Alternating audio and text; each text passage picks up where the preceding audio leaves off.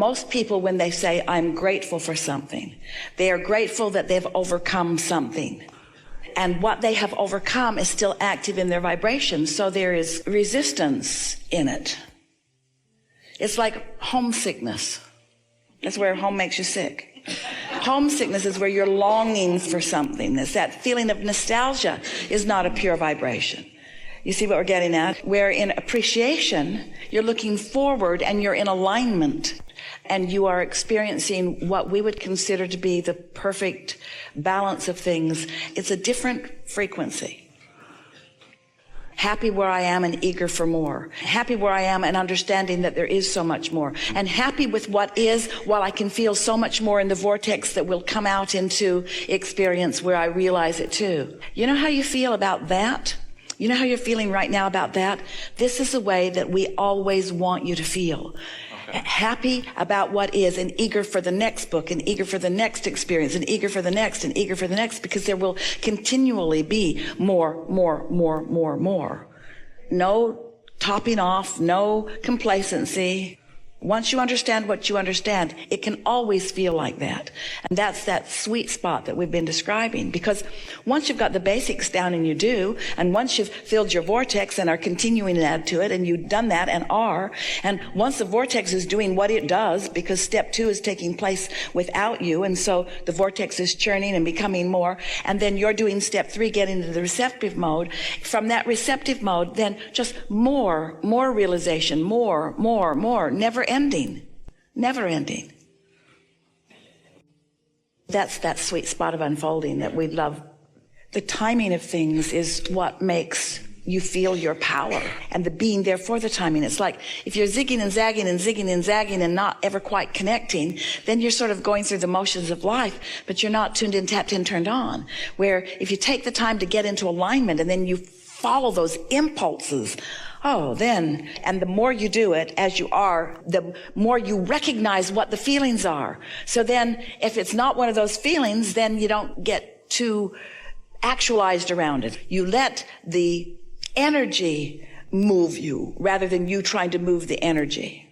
As you then just work to get into that receiving mode, that vortex and law of attraction will deliver it to you in a perfect unfolding. You don't have to be the one that figures out the order of things or the how or the where or the when or the who. Just get in the receptive mode and let what you've put in there occur to you.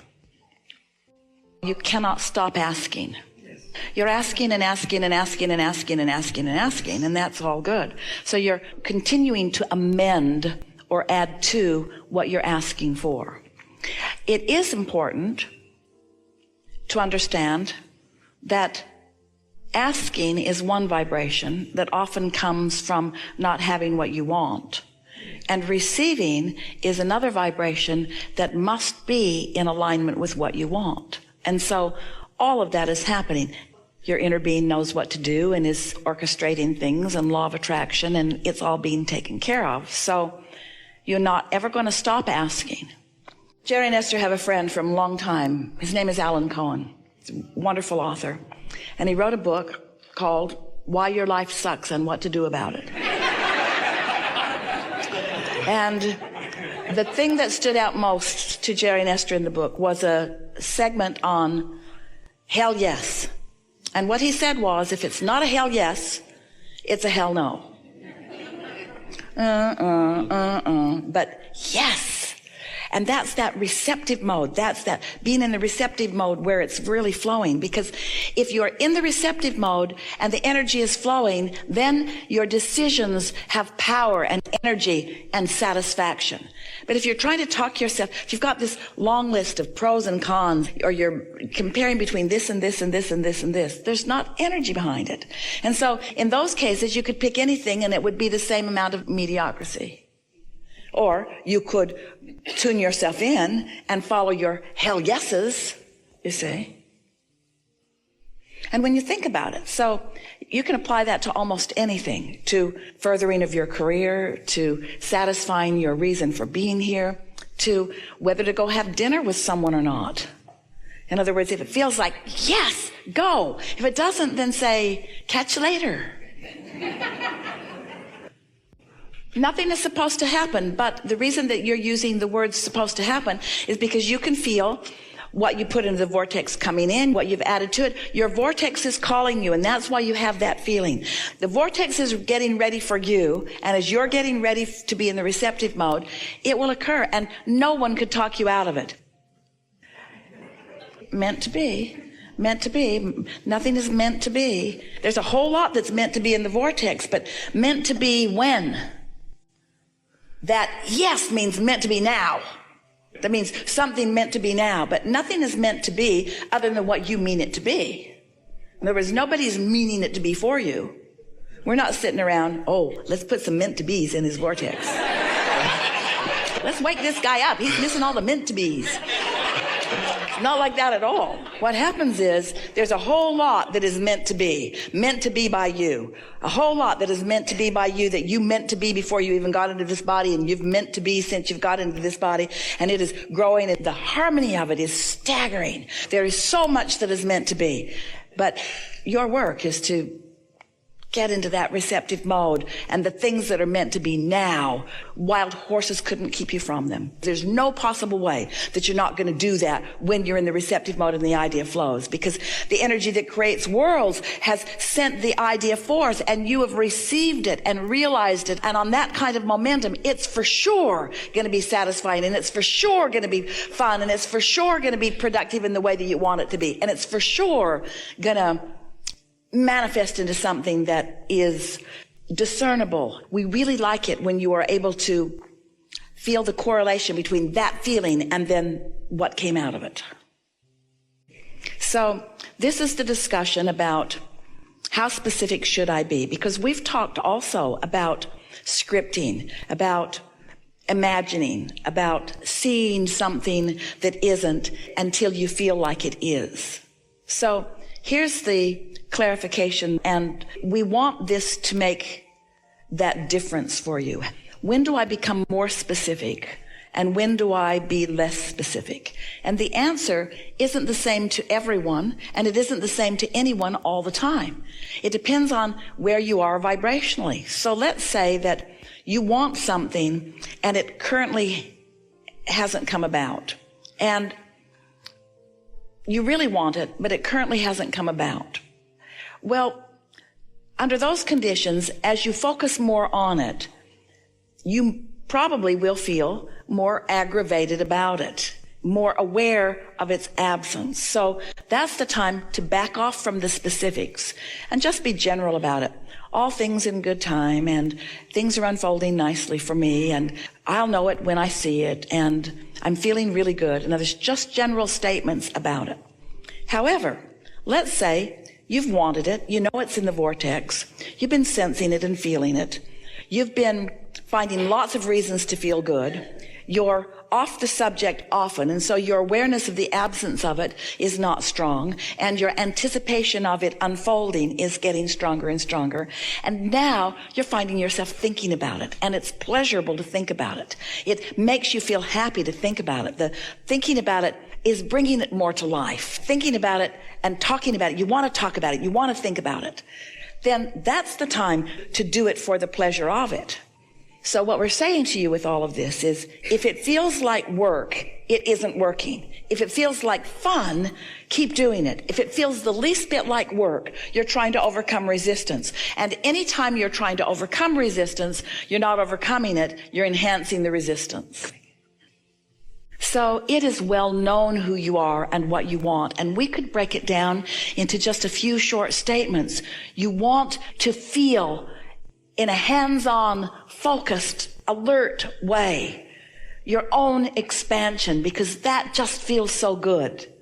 You want to feel the upliftment of being all that you've come to, and to take that whole of you and focus it into any moment in time. You want to bring the whole of you into any conversation that you're having with anyone. You want to feel that confidence and that love and that certainty and that knowing, you see. So it doesn't matter what subject that you're wanting. It all fits together.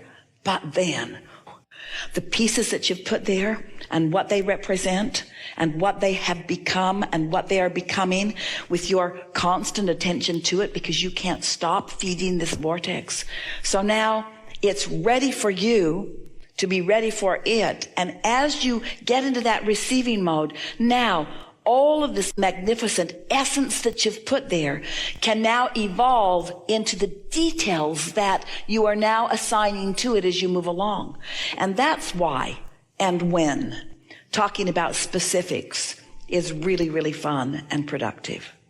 It's like all the work that you've been doing has put the essence and the power and the certainty into the vortex. And now you get to cash in your chips and experience the benefit of all of this vibrational currency that you've been amassing, and you get to spend it, so to speak, on the details of the things that matter most to you. Whether it's uplifting the world in some way or specifically satisfying yourself in some way, it's all there for you to utilize in whatever way you decide. Do you have a sense of what this vibrational reality is that we're talking about, this vortex?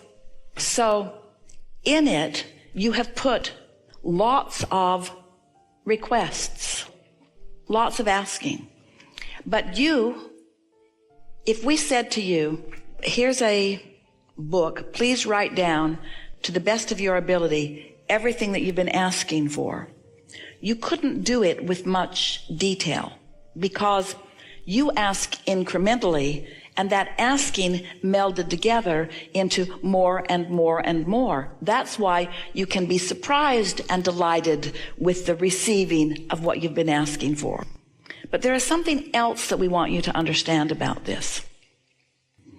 Everything that you're asking for has at its basis a true essence of asking. For example, when you ask for more money, you're asking for freedom. Not just the receiving of things. You're asking for lifestyle. You're asking for beingness. You're asking for satisfaction. So many of the things that you ask for that seem like different subjects. Let's say you're asking for a vehicle. You're still asking for freedom. You're still asking for lifestyle. You're asking for mobility. You see what we're getting at? So there is a deep essence that is beneath everything that you're asking for. And in fact, there isn't anything that anybody believes that they want or that anyone wants, whether it's a pile of money or a relationship or a circumstance or an event or there isn't anything that anybody is asking for any reason other than they believe that they would feel better in the having of it. So everything that you're asking for is to satisfy your thirst for more, to satisfy your exhilaration to focus, to satisfy your beingness as a creator.